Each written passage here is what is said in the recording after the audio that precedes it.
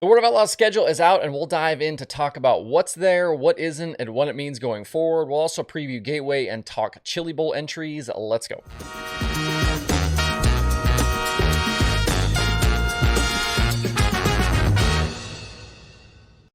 It's Thursday, December 1st. I'm Justin Fiedler. This is Dirt Tracker Daily.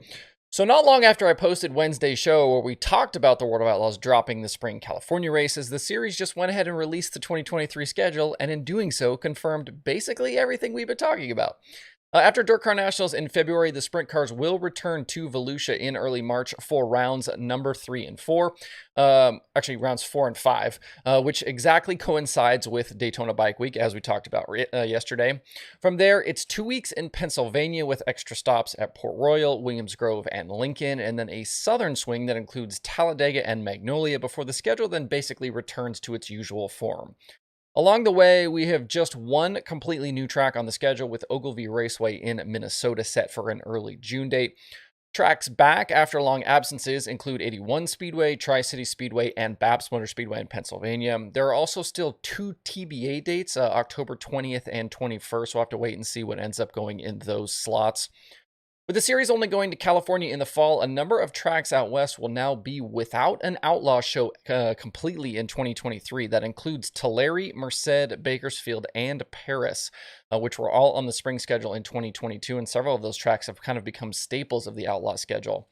Definitely a bummer to lose a bunch of those California bull rings. That fall trek out west is just a tick more than 2 weeks and includes 3 nights at Skagit, Grays Harbor, 3 nights at Gold Cup, Hanford, and Placerville. It's 9 nights of racing in 17 days. So don't let anyone try and convince you that the series doesn't listen to the teams. We've documented schedule and purse changes in the past on the show, and 2023 has now been directly affected by the feedback and what the teams want and don't want. No spring California run and a condensed fall slate out west are exactly what the full-timers wanted. If you go back to the Sheldon Haudenschild interview on Sprint Car Hub, he mentioned if we're going to go out west, it needs to be more condensed, more races in a shorter period of time, and that's exactly what the fall swing is. The other interesting note to take away from the release schedule is the Kings Royal weekend. A year ago, it was 4 nights that included the historical big one. For next year, only 2 dates for that weekend are on the Outlaws schedule. The Doty is on Tuesday at Attica, and then Wednesday and Thursday are open right now. But Eldora tweeted yesterday they are finalizing additional nights. An announcement is coming about what's going to happen on July 12th and 13th. They said to, quote, prepare for an event that is unprecedented in the world of sprint car racing, unquote. So now we've seen it, and the reactions, per usual, are mixed. Some like it, some don't. There are plenty of complaints about this track or that track or this part of the country.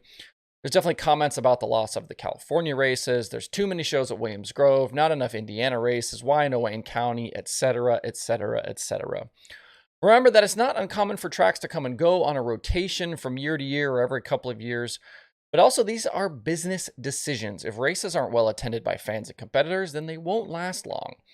Another consideration, and one that I need to ask some of my connections in the industry about, is how insurance affects some of these racetracks.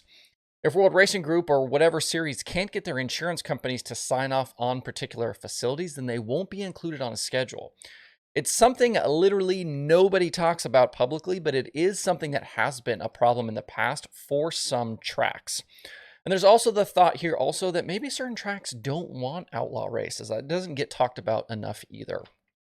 To go along with the Outlaws release, I had a question in my inbox yesterday from Cody who asked about the schedules becoming more and more regionalized among the various series.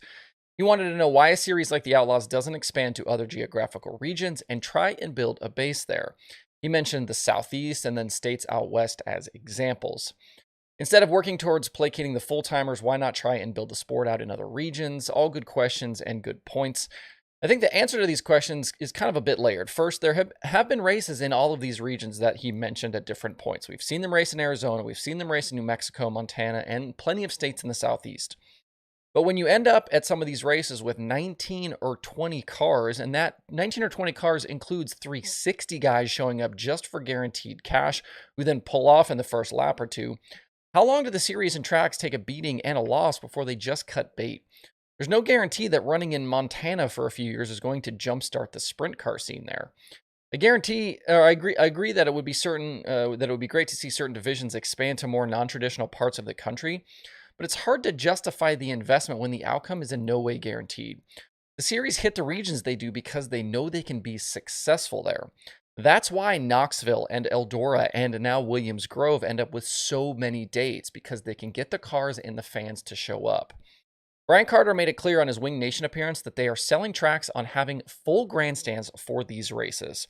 If they can't be sure that that will be the case, then you probably won't see them show up. Thanks for the email, Cody. Feel free to use the comment section below to talk about the Outlaw schedule release. This is kind of the first big domino to fall in big-time sprint car racing for next season. We'll have the All-Star schedule later today, and then from there we'll have to wait on High Limit and then the Outlaw Platinum Agreement to see where all of this ends up. In St. Louis today, the Gateway Dirt Nationals get underway inside the Dome with the first of two prelim nights. Split fields are the name of the game for Thursday and Friday with full programs on tap. They culminate in a 5,000-win race for the late models and a 3,000-win feature for the modifieds. Thursday and Friday's results will then set things up for Saturday's finale, where the modified champion gets 10 grand and the late model winner gets 30 grand. There are a lot of cars expected to participate over the next 3 days, and we could be in the 60s or low 70s each day just for late models. Names you'll see tonight include Ryan Unzicker, Ricky Thornton Jr., Brandon Shepard, Bobby Pierce, Jason Fager, Tanner English, and Shannon Babb, among others. The tight confines of the Dome track mean the elbows will be out, and everything can and probably will happen. Tyler Carpenter has won the previous two shows at Gateway, with Bobby Pierce and Scott Bloomquist also past winners. Doors of the building open today at 2 p.m. local time for fans. Cars will be on track at 3 p.m. All 3 nights are live on Flow Racing if you are not headed to St. Louis to watch in person. If you need a Flow subscription to watch, you can click my affiliate link below in the video description or any of the Flow Racing links over at dirttracker.com. Make sure you're also following at Gateway Dirt on Twitter or Gateway Dirt on Facebook for updates all weekend long.